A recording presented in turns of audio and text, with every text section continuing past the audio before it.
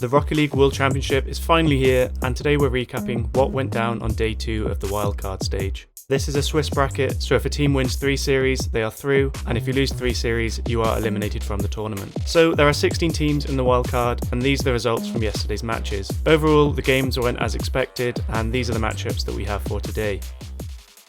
The first match was Complexity against Oxygen. Oxygen were able to take game 1, and in a super close game 2, Ixo drives too far forward and isn't able to recover to make the save. Save himself, but he's way too pushed up, Jorby. Oh, there was some awkward moments, and he drives forward and has to flip back to recover. Game 4 was pretty boring, but in game 5, CRR scores this absolute banger. Complexity out this time. So maybe we need some more magic from Complexity. Something a little more rough and dirty. And how about this shot from CRR? Kind of dirty. CRR just steals it from Ixo, pops it to the ceiling, fakes the touch and gets underneath him. This put Complexity on match point, but Ixo hits this insane pass, taking out all of the defenders.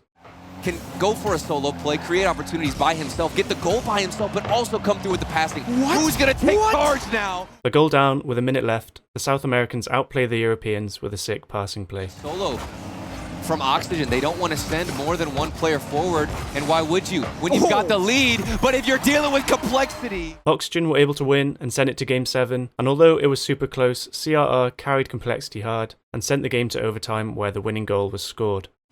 Gonna keep it close again. Oh, and it's just over Ixo's head, but he gets a slight bump. That leaves Dorius all by himself, and he gets dusted by El Toro! Complexity survive!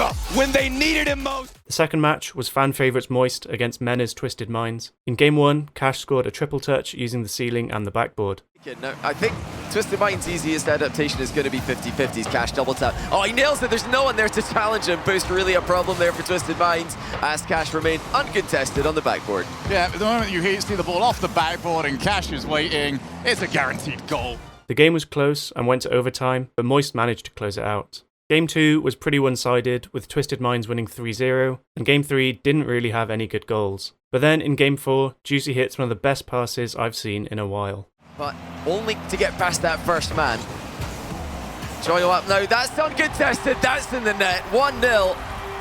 After almost 14 minutes without a goal, Moist remember how to score, and look at that pass by Juicy, a little ceiling pitch center ball. This game also went into overtime, and Cash scores with a super creative 50-50. Juicy instead gets contact on the ball, goes low on the challenge on the post, who's gonna follow? Another challenge, he's reset it! Cash was just too big! Oh, that's a key moment of the series right there. It's a flip reset 50-50 by Cash. On to Game 5 now, and this was extremely one-sided, with Twisted Minds going 4-0 up. Ahead there to bait the challenge, and speaking of low 50-50s. Bounces up. Juicy too close to it, and that is gonna be number 4. But then, Moist finally decided to turn on their monitors and made a crazy comeback. 30 seconds free, this has been, in fact, can he get even more? Obviously, they've got creativity. Oh, Juicy's going for him, he's got him! Oh, Joyo, double damage to keep Twisted Minds thinking, and have the Twisted Minds overstart it. It's actually a nice spot, who's there first? Oh, my pass! To Joyo! With the momentum on their side, Moist were looking to win in yet another overtime. Off the wall, Cash. Oh, he's not got up! An SMW! In Game 6, Twisted Minds delivered the final blow, beating Moist 4-1 in the game and winning the series. Off the backboard, Senzo to put the series away! Game 6 was Falcons against Crew, and Ahmad starts the series off with an absolute banger. I couldn't understand what they were saying, but... The vibes are always so good from Crew. I mean, you even see them on the pitch right now. Probably not the best vibes because Ahmad's just making it look a little silly. Yeah, Team Falcons, just like in the series I casted, their offense begins... Falcons closed out the first game and managed to take the second game comfortably too. Game 3 was no different, with Ahmad continuing to score, and Game 4, Crew finally showed up and managed to take a game. In Game 5, Crew kept up the momentum and managed to score 3 goals, including a 0-second banger. They're taking charge and they're reading the play, calming down, which is I think what that whole timeout must have been about. Oh my. That's 3-0 for Crew in Game 5 as this series goes on. And this is just a victory lap. I think this is also a pre-jump shot. It is from drops. However, in Game 6, Falcons showed up again and managed to close out the series. There's no way they get this reverse sweep, right? But you get into Game 6, and then the thoughts start to creep in. And it's almost over if you get to game 7, because all the momentum would be for Crew, but Ahmad striking first after the timeout. Turk, what a pass back to him. And breaking that dry streak for Falcons. On to the last and best series of the day, we have G2 against SSG, and in a close game 1, Space Station took the win in overtime. So I guess 2 days ago, you haven't seen this kind of G2 ever, as they're really up against it now. History repeated itself in game 2, where SSG took another win in overtime. Midfield line as well from LJ. Look, SSG have felt like by far the better of the two, but they haven't got the goal they need. Now they do! It drops right into Hoxer's lap. Game 3 now, and LJ scored this insane top corner flick from the halfway line. It waterfalls down and it pinballs out thanks to LJ. There's still time here for Space Station Gaming. He got him! LJ beat Atomic, and it's a game again.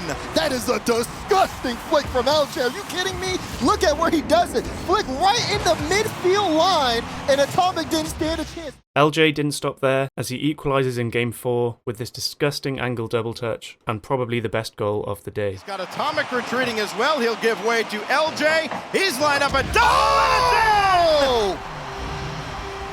Big time players make big time plays.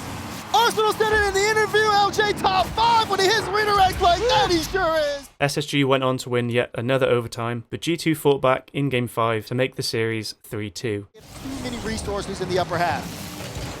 Oh, Atomic up. He has been all over the field across here, so the physical play from G2 has opened up opportunities, but not yielded anything here. It's chain naps. In game 6, it kinda looked like LJ had lost some confidence, as G2 kept up the momentum and took the series to game 7. Well, how many times are they going to hit the same spot? The That's ice not has the net. melted.